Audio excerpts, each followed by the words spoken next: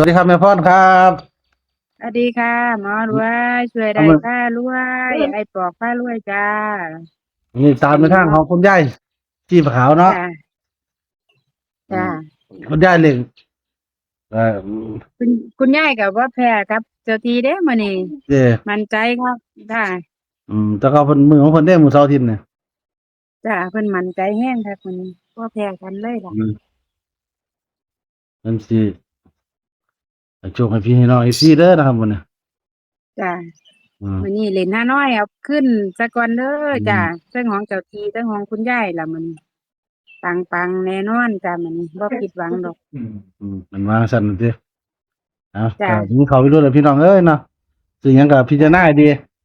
เฮาก็เพียงแค่ซื้อกลางบอกเนาะก็บ่การันตีได้ดอกแต่ว่าเพิ่นว่ามาซั่นก็ว่าตามเพิ่น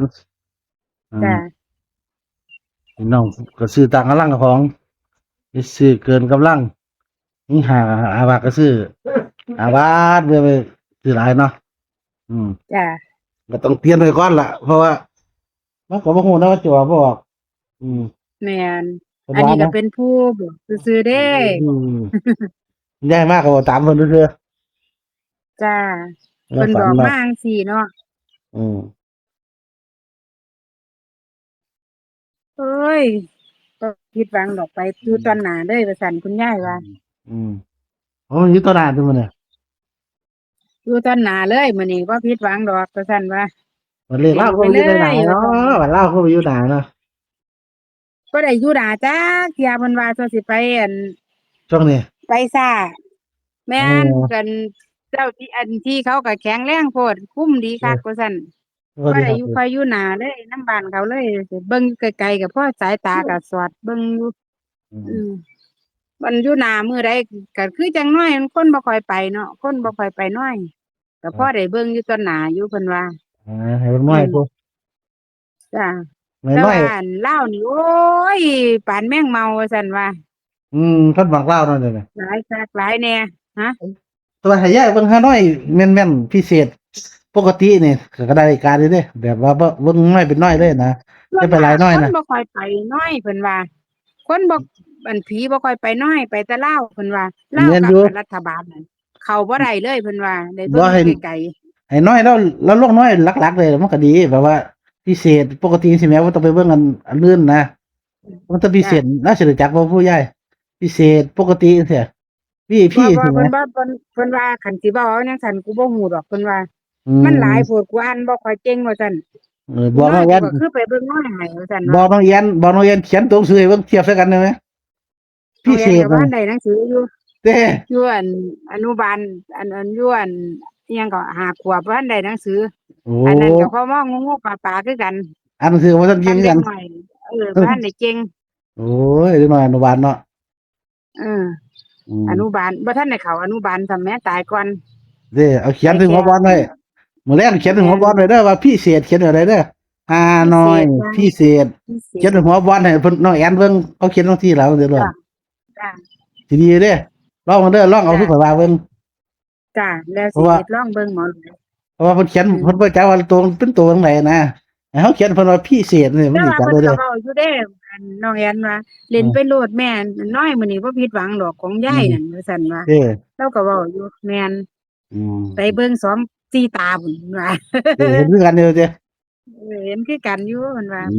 บ่มผิดหวังดอกมันเบิ่งอยู่ไกลอะโพดว่าซั่นเด้มันบ่คือน้อยโอ้ลาวคนไปเบิ่งหลายเออเบิ่งไกลๆพุ่นมันเลยว่าไกลอยู่เด้ประเทศจ้ะว่าจะได้แล้วแม่พันธุ์เนี่ย5461จ้ะอืมสิห้องนึงเนาะ5461จ้ะ ตัดเบิ่น5-4-6-1เด้อเบิ่น11คันเบิ่นเออถ้าตัดเบิ่นก็หาเบิ่นตัด5-4-6-1-4-6บ่จ้ะเออก็ห้าได้อยู่ห้าสี่4661แล้วก็11แค่นี้ล่ะจบบ่ต้องหลายบ่มันสิเอาห้าหรือสิเอาอืมโอ้ยข้อย4-1ก็บ่ตัดบ่เป็นเด้เดี๋ยวฮะ4-1งามอยู่เนาะแล้วแต่หมอรวยนั่นล่ะเอออันอย่าตัดหลายล่ะมัน4คู่บ่ละจ้ะแล้วมักคือบ่เลยก็ตัดเอาเองเด้อเนาะ จ้า แม่พรได้ได้4ตัวนี่ล่ะเพิ่นว่าอืมเพิ่นเบิ่งเพิ่นเห็นคักอยู่ว่าซั่นเด้ออืมอืมก็ลองพิจารณาพี่น้องเอ้ยเนาะจ้ะอืมตังอยู่ดอกของคุณยายกับเจ้าที่มื้อนี้มาน้อยเพิ่นเออแก้มืออันหวยอันน้อยขึ้นอืมเอาอันโอ้ตัดตัดไปหมอรวยตัดแล้วตัดไปตัดออกแล้วแม่นบ่ตัดได้แล้วตัด54614641เท่านี้แหละค่อยตัดอืมตัดเลขไหมแล้วก็11ตัวเบิ้ลเนาะจ้า ทะเบียนรถมาไปเด้อทะเบียนรถเด้อน่ะโอ้ยเพิ่นว่ายายว่าทะเบียนรถมามื้อใดอั่นอย่าให้กูไปเด้อมันสิเข้าอยู่เพิ่นว่าจั่งซี้แต่ว่าอืมไปยามใดบ่ได้จักเที่ยบ่แม่น6สิเข้าสิเข้า3 4เดือนแล้วติ4เดือนนี่เด้เนาะถึงมันจะเห็นนี่ล่ะทะเบียนรถใหม่4เดือนก็บ่ได้นี่แต่ว่าเอน้องแอนอว่า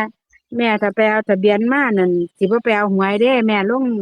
อั่นรถเลยว่าซั่นเอเพิ่นว่าอจ้ะ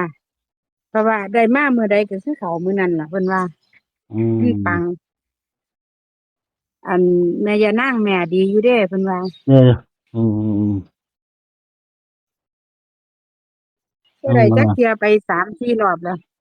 เออ